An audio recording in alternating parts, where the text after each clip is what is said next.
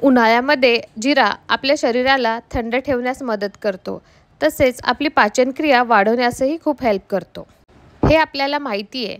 त्यामुळे बऱ्याच वेळेस आपण बाहेरून जिरा सोडा आणतो, परंतु बाहेरच्या जिरा सोड्यामध्ये फक्त जिऱ्याचा फ्लेवर असतो. ओरिजिनल जिरा बिलकुलही वापरत नाहीत आणि भरपूर सारे केमिकल प्रिझर्वेटिव्हसुद्धा वापरतात. तर आज आपण दोन प्रकारे प्रीमिक्स बनवणार आहोत. एक लिक्विड प्रीमिक्स आहे आणि एक पावडर्ड प्रीमिक्स आहे. लिक्विड प्रीमिक्स जे आहे ते आपण 1 to 2 मंथपर्यंत स्टोअर करू शकतो आणि पावडर प्रीमिक्स 6 महिन्यापर्यंत आपण स्टोअर करून ठेवू शकतो.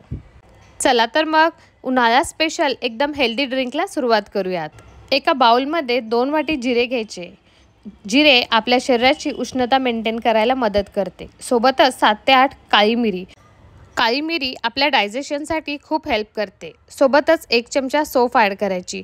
सौंफसुद्धा शरीराला थंड ठेवण्यासाठी आणि आपली मेटाबॉलिझम फास्ट करण्यासाठी हेल्प करते. बरेच जण रात्री जिरा आणि सौंफ पाण्यामध्ये भिजत ठेवतात आणि सकाळी ते पाणी पितात. त्यामुळे आपली मेटाबॉलिझम व्यवस्थित राहते आणि डायजेशनचे पण प्रॉब्लेम्स होत नाही. तर ह्या बाउलमध्ये सर्व मिश्रण ॲड केल्यानंतर त्यामध्ये 6 वाटी पाणी ॲड करायचं. 2 वाटी जिरे ॲड केले होते, त्यासोबत 6 वाटी पाणी ॲड केलं होतं आणि ह्याला 7 ते 8 तासासाठी तसंच सोक करण्यासाठी ठेवायचं. ओव्हरनाईट ठेवलं तरीही चालतं. सकाळी तुम्ही बघू शकता की आपल्या पाण्याला जिऱ्याचा पूर्ण फ्लेवर उतरला आहे. खूप छान असा जिऱ्याचा सुगंध पसरतो.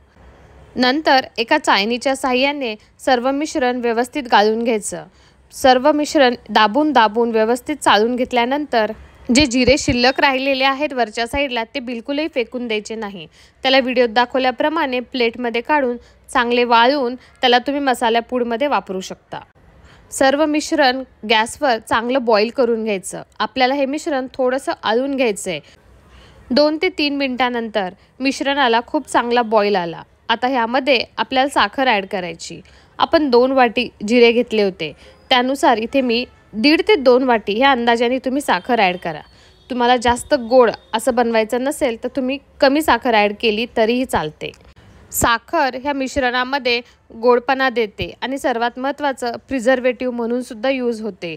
या ठिकाणी तुम्ही साखरेच्या ऐवजी गूळ वापरला तरीही चालतो किंवा मोठी खडी साखर टाकली तरी चालते. त्या खडी साखरची पावडर बनवून ॲड करायची. सोबतच मी अर्धा चमचा चाट मसाला ॲड केला, छान चटपटीत असा फ्लेवर येण्यासाठी, आणि थोडंसं काळं मीठ ॲड केलं. नंतर अर्धा चमच्यापेक्षासुद्धा कमी सिट्रिक ॲसिड ॲड करायचं. सिट्रिक ॲसिडमुळे आंबूसपणा येतो आणि हे प्रिझर्वेटिव्हचं काम करतं. जर तुम्ही सिट्रिक ॲसिड ॲड नाही केलं तरीही चालतं. फक्त जेव्हा तुम्ही जिरा सोडा बनवणार आहात तेव्हा थोडासा लिंबाचा रस ॲड करावा लागेल. आणि उन्हाळ्यामध्ये बऱ्याचदा आपण बघतो की लिंब खूप महाग होतात. तर अशा वेळेस जर तुम्ही प्रीमिक्समध्ये थोडंसं लिंबूसत्व ॲड केलं तर खूपच उत्तम. मिश्रणाला थोडासा चिकटपणा यायला लागला की आपण गॅस बंद करायचा, कारण थंड झाल्यावर ते थोडंसं आळून येतं. ह्याच्यामध्ये आपल्याला एकतार वगैरे असं काहीही काढायचं नाही. मिश्रण व्यवस्थित थंड झाल्यानंतरच त्याला गाळून घ्यायचं आणि ह्या वेळेस तुम्ही त्याची कन्सिस्टन्सी बघू शकता. आपलं प्रीमिक्स सेमी सॉलिड आणि असं स्टिकी असं बनवून तयार आहे. हे परफेक्ट प्रीमिक्स आहे जे तुम्ही 2 महिने कोणत्या पण एअरटाईट कंटेनरमध्ये स्टोअर करून ठेवू शकता. मी एक काचेची स्वच्छ धुतलेली बॉटल घेतली होती. ती आतून पूर्णपणे ड्राय होती. अशा बॉटलमध्ये मी त्याला काढून ठेवलं. जेव्हा आपल्याला यूज करायचं आहे तेव्हा फक्त 2 चमचे ॲड करायचं, पण त्याआधी बॉटलला एकदा व्यवस्थित शेक करून घ्यायचं. हे प्रीमिक्स काचेच्या बॉटलमध्येच स्टोअर करायचं, फ्रीजमध्ये ठेवायचं. 2 महिन्यापर्यंत एन्जॉय करायचं. चला तर आपण दुसऱ्या प्रकारे सुद्धा प्रीमिक्स बनवून बघूयात. तर 1 वाटी जिरे कढईमध्ये ॲड केले होते, त्यासोबतच 7 ते 8 काळी मिरी आणि 1 चमचा बडीशोप. जसं आपण आधीच्या प्रीमिक्ससाठी वापरलं होतं ते सेम साहित्य. सर्व मिश्रण कढईमध्ये थोडंसं ड्राय रोस्ट करून घ्यायचं. त्यामुळे त्याच्यातलं मॉइश्चर पूर्णपणे निघून जातं आणि व्यवस्थित फाईन पावडर बनून तयार होते आणि आपण त्याला छानपैकी स्टोअर पण करून ठेवू शकतो. आता हे सर्व मिश्रण थंड झाल्यानंतर मिक्सी जारमधून बारीक करायचं. जेवढी जमेल तेवढी त्याची बारीक पूड करून तयार करायची. सोबतच मिक्सी जारमध्ये अर्धा चमचा चाट मसाला, थोडंसं काळं मीठ ॲड करायचं आणि अर्धा चमच्यापेक्षा सुद्धा कमी आपण सिट्रिक ॲसिड ॲड करायचं. ह्या ठिकाणी सुद्धा जर तुम्ही सिट्रिक ॲसिड नाही ॲड केलं तरीही चालेल, किंवा जेव्हा तुम्ही जिरा सोडा बनवणार आहात त्या टाईमला तुम्ही त्यामध्ये लिंबू पण पिळू शकता। तर व्हिडिओमध्ये बघू शकता की एकदम फाईन पावडर बनून तयार आहे।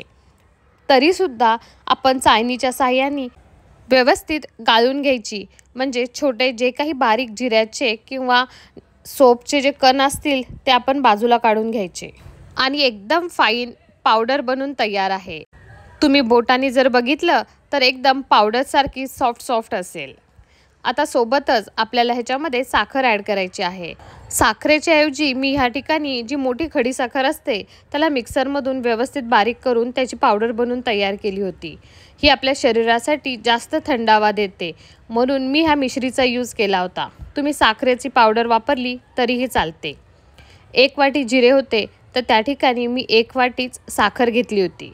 साखरेचं प्रमाण कमी जास्त आपण आपल्या आवडीनुसार करून घ्यायचं। साखर व्यवस्थित जिरे पावडरमध्ये मिक्स करून घ्यायची।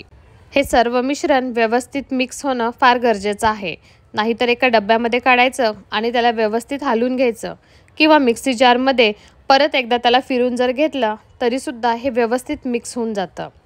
आणि ह्याला पण आपण एका एअरटाईट कंटेनरमध्ये, जे स्वच्छ धुतलेलं आतून पूर्ण ड्राय झालेलं असेल अशा डब्यामध्ये आपण 6 महिन्यापर्यंत हे प्रीमिक्स पावडर स्टोअर करून ठेवू शकतो। दोन्हीही प्रीमिक्स पावडर बनवायला खूप सोपे आहेत। प्रीमिक्स बनवून तर रेडी आहेत, चला तर आपण त्याच्यामध्ये सोडा ॲड करून त्याचं ड्रिंक बनवून तयार करूयात। तर ग्लासमध्ये सुरुवातीलाच थोडेसे सब्जा सीड्स टाकायचे। सब्जा सीड्ससुद्धा आपल्या शरीराला खूप थंडावा देतात। 1 चमचा प्रीमिक्स पावडर आणि एका ग्लासमध्ये 2 चमचे आपलं लिक्विड प्रीमिक्स ॲड करायचं। वरतून सोडा ॲड करायचा आणि छानपैकी आईस क्यूब्स टाकून गरमीमध्ये एन्जॉय करायचं। Thank you for watching.